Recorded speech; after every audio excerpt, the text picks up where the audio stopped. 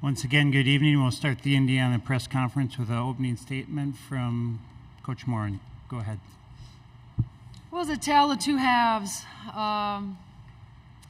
We got off to a really good start. Loved how hard we played. We had to move our pieces around. I thought we rebounded the ball in the first half. I thought we, were really doing some really good things. And knew that Michigan was not going to go away. Came out second half, completely different story. Bad shots, forced shots. Thought we panicked at times.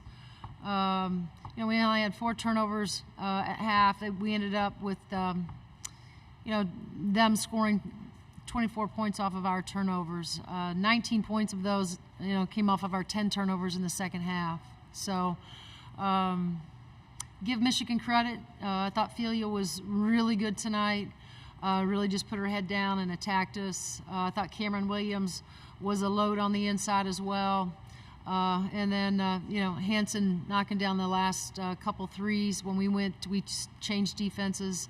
And, she had to step up and knock down some big shots for him. So we're really disappointed. But as I said to our guys, we have to continue to learn, even in moments like this.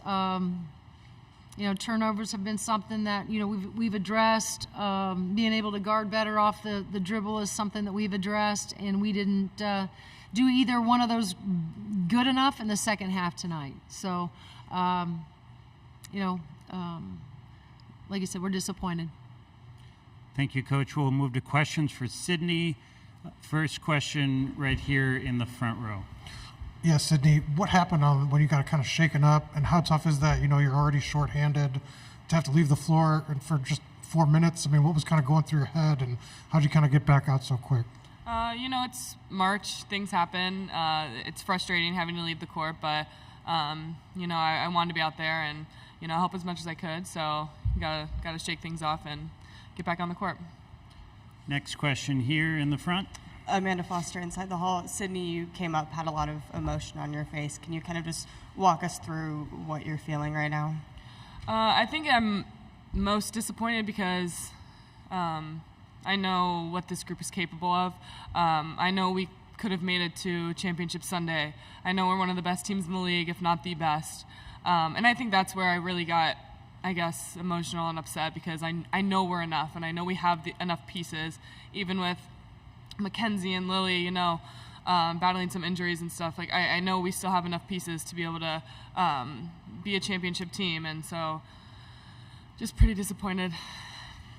Question here in the front. Todd Golden with CNHI. Sydney, what did Michigan do to kind of change things in the second half to make it tougher? They started attacking the basket really aggressively, and we had really trouble keeping Felia in front of us. And once we went to the zone, they started hitting shots in the zone, and turnovers lead to fast break layups, and it's hard to play defense when there are light ball turnovers. So I think that's really what happened towards the end of the game. Go ahead. I mean, this is not the way you wanted this to go, but you still have a bigger goal ahead. Can you guys maybe talk about sort of regrouping and looking ahead to the NCAA tournament? Of course. We talked about in the locker room a little bit. A lot of teams this week in the country are losing and their season's over. We have the opportunity to go do something exciting in March, and we know that. So this next week or two, just try and get as healthy as we can and bounce back harder. I mean, last year we lost early in the NCAA tournament, and I think that this year it's going to have a chip on our shoulder, and we're going to come out harder. Question in the back row.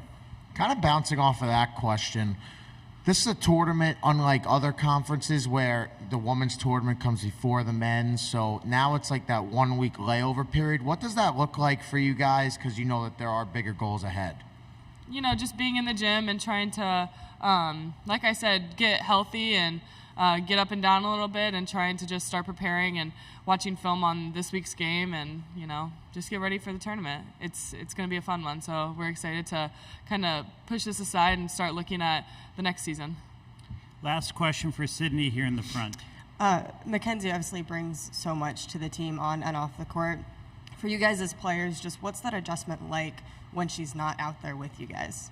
I mean, we've dealt with it before. You know, you saw us last year, postseason. We've been with her without on the court before. So, you know, she brings a lot, but we have a lot of players on the bench that are going to step up and help too. I mean, Lily was battling through an injury and played 21 minutes, and I didn't think she could walk yesterday. So I think that's pretty good to see, and she gave us good minutes. So Mackenzie's presence was missed, but I think we're going to be great. Thank you, Sydney. You can head back to the locker room. Thank you. Good job, Sid.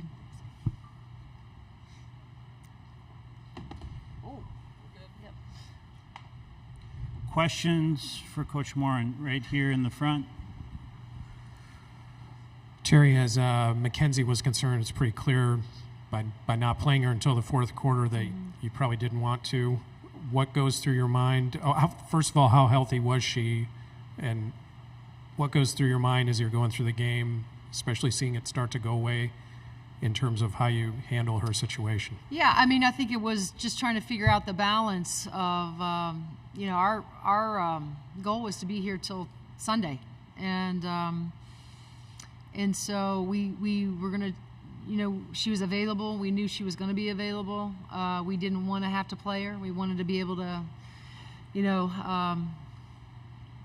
use her tomorrow more, and you know, but she looked at me and she said, I'm ready to go in, you know, see if I can help. And so in terms of, you know, how healthy she is, she could have easily played tonight. We just were trying to hold her out as much as we could, to see with the pieces that we did have, that we did feel that we're healthy enough, if we could get past Michigan and into tomorrow's semifinal. Next question here in the front.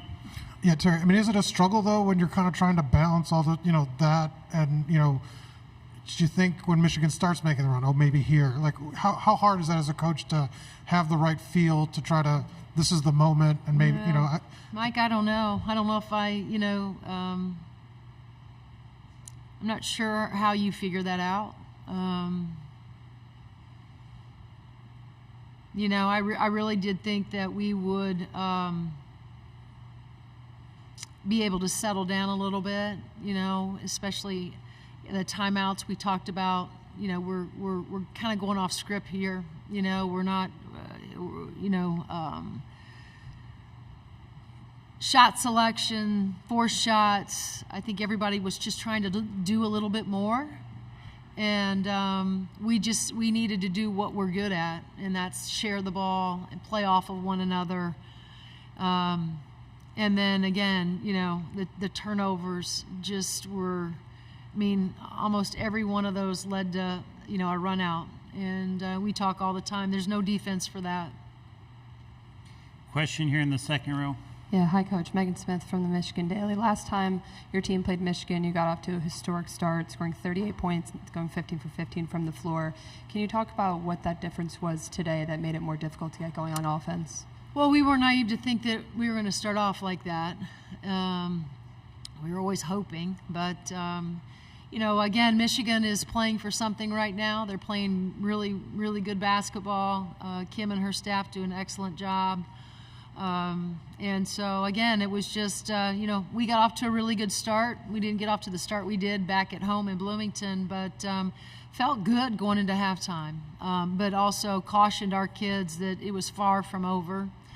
And then Felia just decided to come out and sort of try to take that third and fourth quarter over. But then she had help. You know, I thought Williams, again, was a presence on the inside, and you know, again, when we did change our defenses, then being able, whether it was Hobbs, she had a couple, but Hansen, those two threes towards the end in the fourth really, really hurt us. Three final questions right here in the front. Terry, you kind of just touched on it. In that second half, what were you seeing from the team that just wasn't working on the court? We just didn't seem like I felt like we were all just guilty of trying to do a little bit too much as individuals. And, you know, that's what I love about this group so much, because they want to do the right thing. And sometimes the right thing is, you know, maybe, you know, being guilty of forcing shots and not taking better care of the ball. And so that's what there was a couple of moments where they came down and I kind of looked over like I'm not sure what that was and why we felt like we had to do it. And we were winning, we were up. It's a hard lesson, but I think we've been in those scenarios before where we've had a lead, we've been able to maintain a lead. Tonight we weren't. A lot of that has to do with Michigan.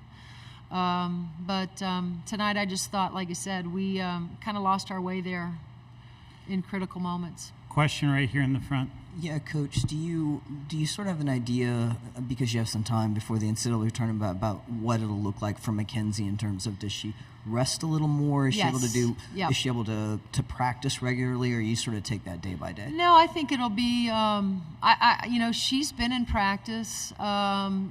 Probably not early in the week. She was not, but it won't be like we did a year ago.